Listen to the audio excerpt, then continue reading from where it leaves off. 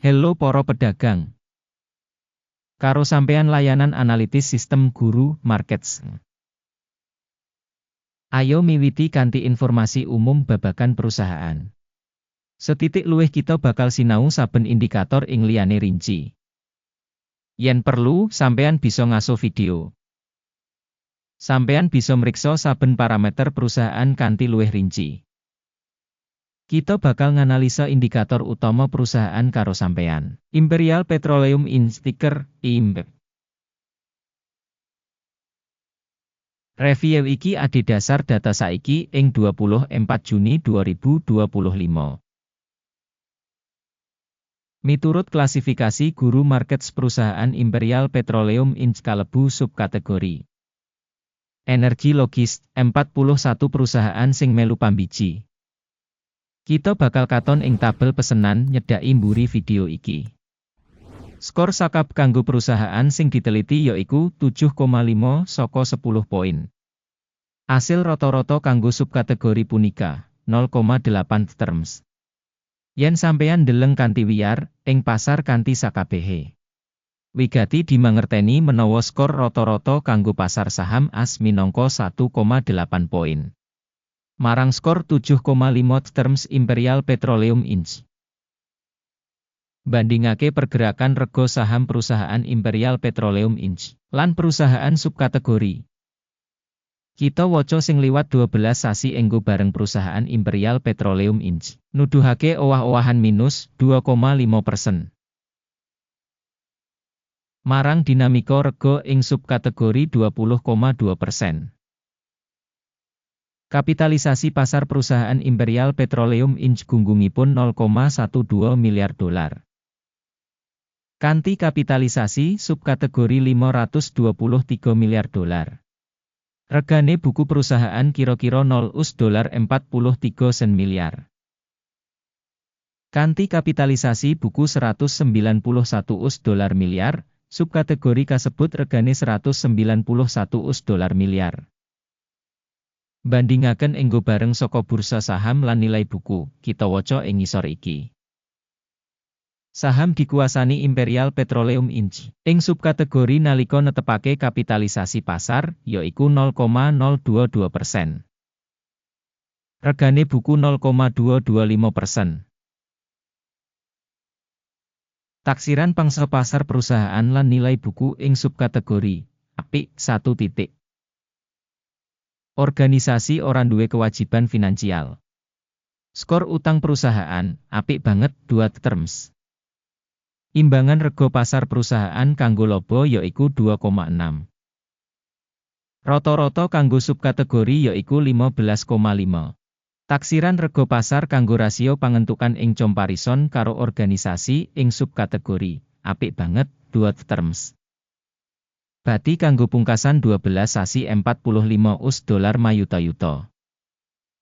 Pangentukan maju kanggo sabanjur 12 sasi samestine 65 dolar mayuta-yuta. Taksiran pratandha laba mangsa sing digambarake dibandingake karo perusahaan ing subkategori apik 0,5 poin. Rasio rega kanggo sales perusahaan punika 0,8. Rata-rata ing subkategori yaiku 1,3.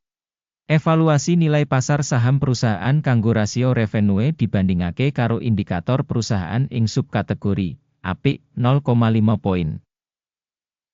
Revenue kanggo pungkasan 12 sasi ana 140 dolar mayuta-yuta.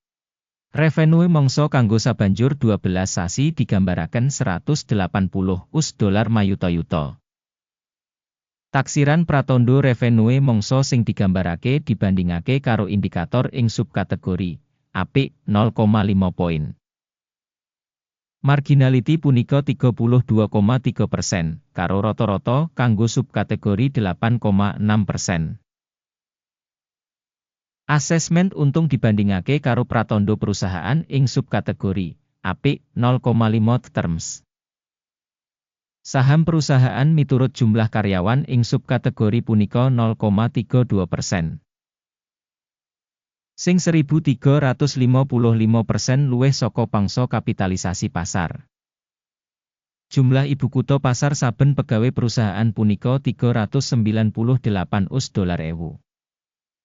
Lan ing subkategori ana $5.772. Evaluasi volume modal pasar saben karyawan dibandingake karo indikator ing subkategori apik 0,5 poin. Jumlah bati saben pegawai $153,600. Kanthi rata-rata subkategori $372,600.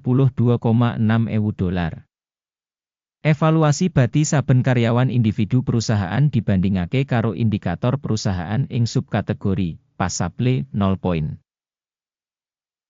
Volume dodolan perusahaan saben karyawan individu $475.000. Ing subkategori $4.358.000. Volume sales saben pegawai dibandingake tokoh subkategori pasable 0 terms. Posisi cendak enggo bareng 13%, dibandingake rata-rata kanggo subkategori 2,1%. Indikator resi 14 nuduhake tingkat 65% kanggo perusahaan Imperial Petroleum Inc. Ing subkategori, tingkat resi 14 kira-kira 47%. Rega saham perusahaan saiki watara $3.38. Target rega konsensus kanggo saham perusahaan kira-kira $5.51. Ayo menyang meja pesenan, kasedhiya kanggo kabeh wong, link kasebut ana ing komentar sing disemat. Tabel pesenan ngemot pancen kabeh pancasan ditampa publik ing mangsa saiki, dening informasi lan sistem referensi Guru Markets. Akses menyang meja pesenan pancen free lan buka, link ing komentar pinnet. Adhedhasar asil analisis saham Imperial Petroleum Inc. Sistem informasi lan referensi penilaian Guru Markets kaputusan ing ngisor iki digawe. Bisa didol kanggo pukul 3.37 $. Menehi hasil buka amarga perusahaan wis cukup dhuwur. Valuasi perusahaan ditindakake adhedhasar model penilaian indeks AKIM. Jupuk bati disetel ing 4,35. Mandeg mundut disetel ing pukul 2.39. Yen pesenan ora ditutup kanthi jupuk bati utawa mandeg mundut.